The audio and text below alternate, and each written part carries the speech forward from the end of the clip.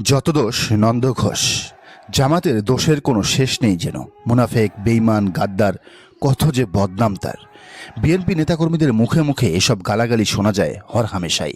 টকশোতে, বক্তৃতা আর বিবৃতিতে এসবই শোভা ছড়ায়।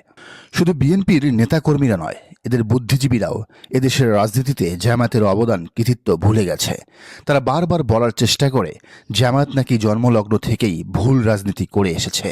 এবার তো এনসিপির বাচ্চারাও একই সুরে সুর মিলালো। জুলাই সনদে স্বাক্ষর করায় তারা জামায়াতকে শুলে চড়ালো। সমস্বরে বলল জামায়াত ভুল পথে হাঁটছে, ৭১-এর মতোই ভুল করছে, তারা শেষ, তাদের রাজনীতি ধ্বংস। আসলে বাস্তবতা কি? শিশুদল এনসিপির কথা বাদ, কিন্তু কিছুটা মুরব্বী বয়স্ক সংগঠন বিএনপির নেতাদের ইদানিং কি স্মৃতিভ্রম হয়েছে? কোনো কিছু আর মনে নেই? তাদের মনে নেই জামাতের ত্যাগ, সংগ্রাম আর লড়াইয়ের গল্প, লাখো শহীদের তরতরে জীবন দেওয়ার গল্প? না, কিচ্ছু মনে নেই। একেবারেই ভুলে গেছে সব কিছুই। সম্ভবত বাংলা সিনেমার সেই লাঠির বাড়ির চিকিৎসাটা এদের উপর প্রয়োগের সময় এসে গেছে। কি জানি, যদিও এই টোটকায় কাজ হয়, হলে তারা একেবারে ফিরে যেত ১৯৮৬ সালে, যখন এই জামাতে ইসলামী বিএনপি এবং আওয়ামী লীগকে লাইনে এনে এরশাদের বিরুদ্ধে যুগপৎ আন্দোলনে রাজি করিয়েছিল। এর আগে বহু বছর বিএনপি আর লীগ আলাদা আলাদা এরশাদ বিরোধী আন্দোলন করলেও জামাতের উদ্যোগের কারণেই তারা একসাথে একই দাবিতে আন্দোলন শুরু করে। দাবিটা কি? এরশাদের পদত্যাগ এবং তত্ত্বাবধায়ক সরকারের অধীনে জাতীয় নির্বাচন। এমনকি এই তত্ত্বাবধায়ক সরকারের ফর্মুলাটাও জামাতেরই ব্রেন চাইল্ড, মানে তাদেরই প্ল্যান। ১৯৮১ সাল থেকে যখন বিএনপির খালেদা আর লীগের হাসিনা এরশাদের কাছে কেবল একটা ইলেকশন চেয়ে আন্দোলন করছিল, তখন জামাত তাদের বলল, আচ্ছা, আপনারা যে শুধু ইলেকশন চাচ্ছেন, তো সেই ইলেকশনটা যদি এরশাদ নিজে করে ভোট কারচুপির মাধ্যমে নিজেই ক্ষমতার মসনদে বসে যায়, তখন কি হবে? দুই নেত্রী তবদা খেয়ে যায়। তাই তো, এভাবে তো আমরা আগে ভেবে দেখিনি। এরপরেই তারা ১৯৮৬ সালে গিয়ে জামাতের তত্ত্বাবধায়ক সরকার পদ্ধতি মেনে নিয়ে এরশাদ বিরোধী আন্দোলন শুরু করে। অথচ জামাত এই একই দাবি আরও ৬ বছর আগে থেকেই করে আসছে। কারণ তারা জানে এদেশে এর আগে ১৯৭৩ সালে শেখ মুজিব আর ১৯৭৯ সালে জিয়াউর রহমানের অধীনে কিভাবে বিনা ভোটের ইলেকশন হয়েছে। জামাত যে হাসিনা খালেদাকে এরশাদের পতনে একসাথে করা এবং তত্ত্বাবধায়ক সরকার ফর্মুলায় বারবার রাজি করানোর চেষ্টা করেছে, তার প্রমাণ পাওয়া যায় লেখক মহিউদ্দিনের লেখায়। তিনি লিখেছেন, জামায়াতে ইসলামী বড় দুই দল বিএনপি ও আওয়ামী লীগের সঙ্গে এরশাদ বিরোধী আন্দোলন যুগপৎভাবে করার ব্যাপারে আলোচনা ও তৎপরতা চালিয়ে আসছিল। যুগপৎ আন্দোলন বেশ জোরদার হয় এবং এরশাদ উপজেলা পরিষদের নির্বাচন তখনকার মতো স্থগিত রেখে বিরোধী দলগুলোকে সংলাপে বসার আহ্বান জানান। ঠিক হয়, ১০ এপ্রিল ১৯৮৪ থেকে সংলাপ শুরু হবে।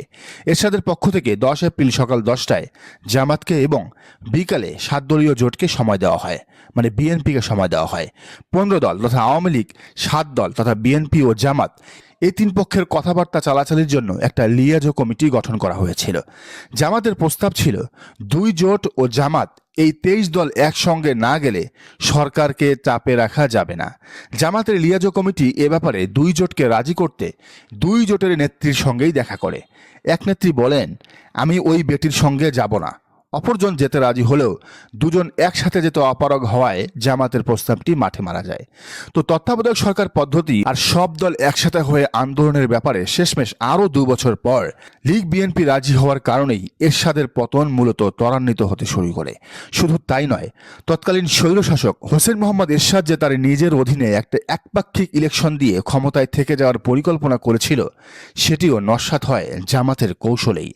সে সময় দুই নেত্রীকে নিয়মিত তালিম, মানে পরামর্শ দিতেন জামাতের লিয়াজো কমিটির নেতারা।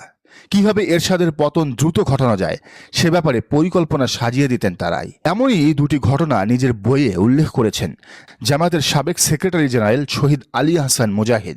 তিনি লিখেছেন, ১৯৮৩ সালের এপ্রিল মাসের প্রথম দিকে বেগম খালেদা জিয়ার সঙ্গে তার বাসায় জামাতের প্রথম বৈঠক অনুষ্ঠিত হয়। উক্ত বৈঠকে জামাত নেতা মোহাম্মদ কামারুজ্জামান, আব্দুল কাদের মোল্লা সহ আমরা ৩ জন উপস্থিত ছিলাম। বেগম জিয়া তখনও সরাসরি রাজনীতিতে প্রবেশ করেননি, তবে প্রবেশ করবেন বলে আমরা নিশ্চিত ছিলাম। এ যোগাযোগের মাধ্যমে আমরা তাকে জানার ও বোঝার চেষ্টা করলাম। রাজনৈতিক সংকটে আমাদের দৃষ্টিতে সমাধানও তার নিকট তুলে ধরলাম, মানে সব দলের জোটবদ্ধ আন্দোলন আর কেয়ারটেকার ফর্মুলা খালেদার কাছে তুলে ধরেছেন জামাত নেতারা।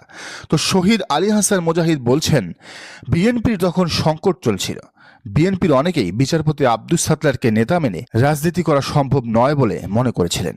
বিচারপতি আব্দুস সাত্তারও আগ্রহী ছিলেন না, অথচ বিএনপির অভ্যন্তরে সকলের কাছে গ্রহণযোগ্য এমন কোনো ব্যক্তি ছিলেন না যার নেতৃত্বে দল এগিয়ে যেতে পারে। ভবিষ্যৎ নেতৃত্ব যে বেগম খালেদা জিয়ার হাতেই অর্পিত হচ্ছে এটা জেনে বুঝেই আমরা যোগাযোগ শুরু করি। আলাপ আলোচনায় তার বক্তব্যে বিচারপতি আব্দুস সাত্তারের প্রতি অসন্তোষ প্রকাশ পায়, কারণ তার দৃষ্টিতে তিনি সঠিক ভূমিকা পালন করেননি, বরং নিজেই নিজের পায়ে কুড়াল মেরেছেন। এই বিচারপতি আব্দুস সাত্তার ছিলেন বিএনপির তৎকালীন চেয়ারপারসন। এদিকে লীগ নেত্রী শেখ হাসিনার সাথেও বৈঠকের স্মৃতিচারণ করেছেন আলী হাসান মুজাহিদ। লিখেছেন, এপ্রিল মাসের শেষের দিকে আওয়ামী লীগের সভানেত্রী শেখ হাসিনার সঙ্গে তার 32 নম্বর ধানমন্ডির বাসভবনে আমাদের সাক্ষাৎ হয়। আমরা তিনজনই যাই, অর্থসহ পবিত্র কোরআন ও কিছু ইসলামী সাহিত্য নিয়ে যাই। 28 মার্চের লিফলেট তো সঙ্গেই ছিল। আমরা তিনজন বৈঠকখানায় কিছুক্ষণ অপেক্ষা করার পর তিনি উপস্থিত হন। আমাদের কারো সঙ্গে তার পূর্ব পরিচয় ছিল না। ঢাকা মহানগরীর আমির হিসেবে আমার পরিচিতি পাওয়ার পর আমির বলতে কি বোঝায় তা তিনি জানতে চান। ওমরা হিসাবে দলে কেউ আছেন কিনা তাও প্রশ্ন করেন। আলোচনার ধরন ও উপস্থাপনা খুব একটা সুন্দর মনে হয়নি শেখ হাসিনার, ফলে অল্প বিস্তর প্রতিক্রিয়া হচ্ছিল এবং বিরক্ত হচ্ছিলাম। তাই কোরআন, ইসলামী সাহিত্য ও লিফলেট দিয়েই চলে আসবো বলে মনস্থির করলাম। কিন্তু লিফলেট হাতে পেয়েই তিনি উঠে দাঁড়ালেন এবং বললেন, ভেতরের রুমে আসুন, আপনাদের সঙ্গে আমার কথা আছে। ভেতরে একান্তে তার সঙ্গে আমাদের দীর্ঘ 1 ঘন্টার আলাপ হলো। আলাপকালে বোঝা গেল জামাতি ইসলামী সম্পর্কে তো বটেই, ইসলাম সম্পর্কেও যথেষ্ট ভুল ধারণা পোষণ করেন শেখ হাসিনা। সুযোগ মতো ইসলাম সম্পর্কে একটি সঠিক ধারণা দেওয়ার চেষ্টা করলাম। জামাতে ইসলামী সম্পর্কেও একটা ধারণা দিলাম। বিস্মিত হলাম এই জন্য যে তিনি মাওলানা আব্দুল মান্নানকে জামাতে ইসলামীর লোক বলে মনে করেন। আমাদের নিকট থেকে জেনে তিনি তার ভুল স্বীকার করলেন। আমাদের রাজনৈতিক বক্তব্য নিয়ে আলোচনা হলো। আলাপে তিনি স্বীকার করলেন যে এরশাদ সরকারের নিকট সংবিধান সংশোধনী দাবি করা ঠিক হচ্ছে না, যেটা তারা এতদিন ধরে করে আসছিল। শেখ হাসিনা কথা দিলেন, সামনে 15 দলের পক্ষ থেকে এ দাবি আর কখনোই করা হবে না। এভাবে একটা বড় রকমের রাজনৈতিক ভুল থেকে 15 দলকে মানে আওয়ামী লীগকে জামাত উদ্ধার করলো। সেদিন উদ্যোগ নিয়ে যদি এটা না করা হতো তাহলে দেশ ও জাতি বড় রকমের বিপদে পড়তো। হায় রে হাসিনা, কত বড় বেঈমান তুমি আর তোমার দল। না হলে এত কিছু কেউ ভুলে যায়, জামাতের এই অবদান কেউ ভুলে যায়। তো শেষমেশ 1990-এ এরশাদের পতন তো হলেই, সাথে হলো তত্ত্বাবধায়ক সরকারের অধীনে একটা ফ্রি ফেয়ার ইলেকশন। বিএনপি সেই ইলেকশনে পেল 138টা আসন, আওয়ামী লীগ 88, জামাত 18। এককভাবে সরকার গঠনের সুযোগ কারণে জামাত এবার সরাসরি বিএনপির পক্ষ নিল। বিরোধী দলে যে বিএনপির থাকার কথা সেই দলকে ক্ষমতায় বসালো জামাত। জামাত ছাড়া কোনো উপায় ছিল না খালেদা জিয়ার। বিনিময়ে জামাত কি পেল? অপমান, লাঞ্ছনা, বঞ্চনা। তাদের কোনো মন্ত্রিত্ব দেয়া হলো না, কিছুই দেয়া হলো না। উল্টো জামাতের আমির অধ্যাপক গোলাম আজমকে গ্রেফতার করলো খালেদা জিয়ার সরকার। জামাত শিবিরের উপর চালানো হলো অকথ্য জুলুম, নির্যাতন। এর ফল অবশ্য বিএনপি 1996 সালে পেয়েছে জামাতের উপর জুলুম নির্যাতনের ফলাফল। 2001 সালে সব ভুলে আবারও বিএনপির সাথে জোট করলো জামাত। এবার মন্ত্রিত্ব দেয়া হলো মাত্র 2টা। ক্ষমতায় থাকা বিএনপি বারবার দুর্নীতিতে চ্যাম্পিয়ন হলো। হাওয়া ভবনের সৃষ্টি হলো, 10% তারেক রহমানের সৃষ্টি হলো। মানুষ খালেদা তারেকের উপর ত্যক্ত বিরক্ত। চারদিকে আন্দোলন, সংগ্রাম, সরকার একেবারে যায় অবস্থা। কিন্তু জামাত তখন লীগের ক্ষমতায় আসা ঠেকাতে বিএনপিকে তৃণমূল থেকে ব্যাপক সমর্থন দিল।